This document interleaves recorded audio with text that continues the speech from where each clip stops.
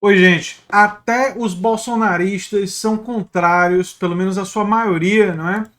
A um golpe militar e à imposição de ditadura ou qualquer aventura ditatorial. Esse é o resultado de um estudo que pode surpreender algumas pessoas. Eu vou trazer alguns detalhes desse estudo no vídeo de hoje, porque tem algumas descobertas interessantes. E aqui no canal a gente gosta muito de apreciar a investigação científica, não é? Com metodologia científica e tal. Isso é uma característica minha enquanto pessoa, né? Eu segui carreira científica, não é? Sou mestre em História Social, doutor em Saúde Pública, né? E esse tipo de estudo que fura o senso comum, ele tem uma importância. Tem algumas coisas que o estudo diz que vão parecer óbvias para a gente, mas tem outras coisas que são menos óbvias. E talvez por isso seja interessante trazer alguns dos principais resultados desse estudo, não é? A imagem do bolsonarista como militarista saudoso da ditadura de 1964 a 1985 é distorcida e não corresponde aos sentimentos dominantes desse grupo.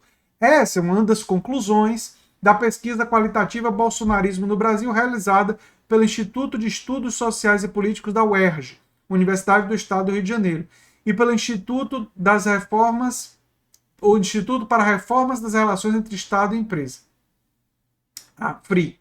Na pesquisa, foram raros os entrevistados que defenderam um golpe militar, possibilidade aventada frequentemente pelo presidente. Quer dizer, enquanto o Bolsonaro fica falando em contragolpe, e tem gente nos grupos de WhatsApp seguindo ele, reproduzindo isso parece ser restrito a um núcleo duro minoritário, mesmo entre os bolsonaristas. Não que ele não exista, mas ele parece ser minoritário, mesmo entre os bolsonaristas. Olha só uma citação.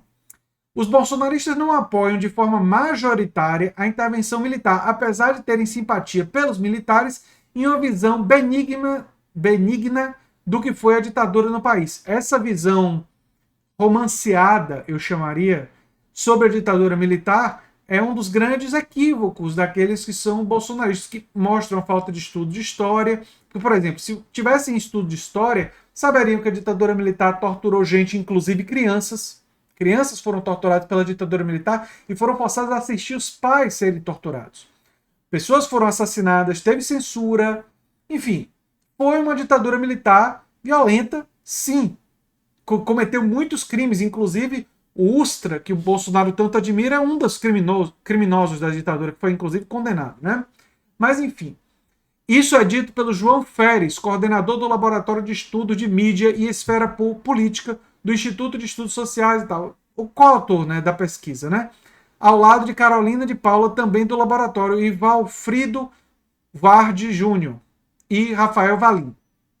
Os pesquisadores ouviram 24 grupos focais no Rio de Janeiro, em São Paulo, Goiânia, Curitiba, Belém e no Recife, com eleitores de Bolsonaro arrependidos e fiéis, evangélicos e não evangélicos, de 18 a 30 de maio.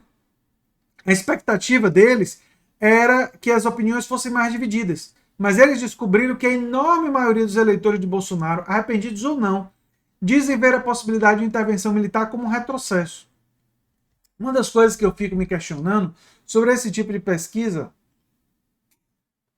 e aí eu teria que examinar a metodologia, vamos ver quando eles publicarem mais sobre isso, é levantar uma hipótese. E será que algumas pessoas se sentem mais à vontade de defender uma ditadura militar pela internet? E quando você encontra ela pessoalmente, será que defender na sua cara para um instituto de pesquisa é uma coisa que as pessoas têm mais dificuldade? É uma hipótese que eu estou levantando. Porque, por exemplo, quando você vai fazer pesquisas em comunidades fechadas e muito conservadoras, quando a entrevista é anônima e quando é impessoal, ou seja, você recebe um formulário para preencher e você não precisa assinar, muitas vezes visões bastante reacionárias aparecem. Já quando você tem que fazer pessoal, cara a cara, você pergunta para a pessoa, parece que existe um elemento de constrangimento e a pessoa fica um pouco constrangida de dizer o que verdadeiramente pensa. Esse é um elemento que pode envenenar algumas pesquisas. É uma coisa que eu, enfim, teria algumas dúvidas, mas vamos lá. Segundo a pesquisa, foram poucos os que fizeram falas entusiasmadas sobre uma eventual intervenção militar, geralmente homens mais velhos e de perfil mais radical sobre todos os temas. Contudo, há um grupo maior que avalia a ditadura de forma positiva, acredita que foi uma época de segurança, de pouca violência e sem corrupção. Sem corrupção e de pouca violência dói. Era segurança desde que você não fizesse oposição ao regime. Né? Pessoas que faziam oposição ao regime, pessoas que eram defensores da democracia, essas pessoas não viviam uma época de segurança. Né? Pelo contrário, viviam com medo permanente. Pouca violência, tiveram pessoas que foram assassinadas, tiveram pessoas que foram torturadas. Né?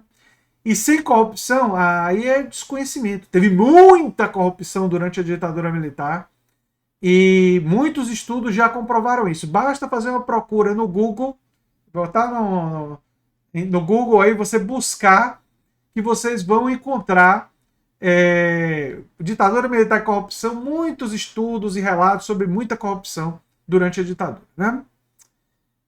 O povo dizendo que foi negativa apenas para, entre aspas, gente da esquerda. É terrível como parte do eleitorado bolsonarista trata gente de esquerda como se fosse um tipo de cidadão separado. Né? Eu não sei se eu sou muito humanista, mas eu quero o bem de todos os brasileiros, inclusive daqueles que hoje, por acaso, sejam bolsonaristas, porque eu acredito que se forem beneficiados materialmente e por reformas estruturais, podem passar a defender, do ponto de vista de direitos sociais, muitas das coisas que nós defendemos. Eu vejo o convencimento como uma coisa possível de ser construída, e aliás é por isso que eu tenho um canal no YouTube, porque eu acredito que eu não vou falar apenas para os convertidos, mas eu posso também converter. Converter no sentido de converter a pessoa a defender direito social à saúde, educação, defender uma agenda pró-classe trabalhadora, uma série de... Eu acredito que é possível isso. É difícil, é trabalhoso, não vou convencer todo mundo, mas é possível, né? Há também uma visão essa é a parte deprimente da pesquisa, né? Que não teria sido de fato uma ditadura, por ditaduras são como na Venezuela. É engraçado, né? Um regime que tinha censura, que torturou, não seria uma ditadura. É deprimente o que essas pessoas pensam, né? E, segundo eles, o STF surge espontaneamente na fala de alguns entrevistados. Né? Eles afirmam que Bolsonaro seria perseguido pela corte, que ele cria dificuldades para promover o seu projeto político. Ou seja, são pessoas que estão sendo influenciadas pelos grupos de WhatsApp e estão, embora não defendendo claramente um golpe, estão defendendo o discurso e a narrativa, a linguagem discursiva que cria base para o golpe. E é essa visão nuançada que nós precisamos ter. Tudo bem, eles não dizem claramente que defendem o golpe, mas ao defender que o presidente está sendo perseguido pelo STF, eles criam a narrativa que dá suporte ao golpe. Né? Enquanto a volta a ditadura é rejeitada pela maioria, a maior parte tem uma visão bastante positiva dos militares, como pessoas de valores firmes, disciplinados e obedientes à hierarquia, fator que muitos enxergam como extremamente positivo em um país que, segundo eles, tudo vira bagunça. Bem, vamos lá. Achar que hierarquia é uma coisa positiva é uma demonstração do fracasso da nossa democracia, não é? Porque os sistemas altamente hierarquizados favorecem concentração de poder, concentração de riqueza, desigualdade de oportunidades, não é? Justamente, nós vivemos num país profundamente hierarquizado, em todos os níveis. Né? Nós temos uma hierarquia extremamente bem definida no espaço de trabalho. Nós temos um espaço de trabalho muito pouco horizontal. No entanto, essas pessoas confundem os malfeitos da política com falta de hierarquia. Né? É um grande equívoco. E o pior, acham que as Forças Armadas e os militares, que têm tido setores dos militares demonstrações muito negativas, como se fosse uma coisa positiva. É lamentável. Né? Mas eu já mostrei aqui uma pesquisa que mostra que, na população em geral, a opinião sobre os militares vem caindo. É claro que entre os bolsonaristas, eles ainda retêm uma visão muito positiva, né? A ideia de que os militares são menos corruptos quando comparados aos políticos também emerge nas narrativas. O escândalo da Covaxin parece sugerir que tem militares envolvidos em corrupção, assim como tinha na época da ditadura militar. Então, isso daqui não se sustenta, essa opinião deles, né? Eu sei que é a opinião deles, mas não se sustenta com base nas evidências. Já no grupo dos eleitores arrependidos, foram feitas críticas à falta de experiência e treinamento dos militares para exercer alguns cargos técnicos, como no Ministério da Saúde, e há menções do desempenho do general Eduardo Pazuello à frente da pasta.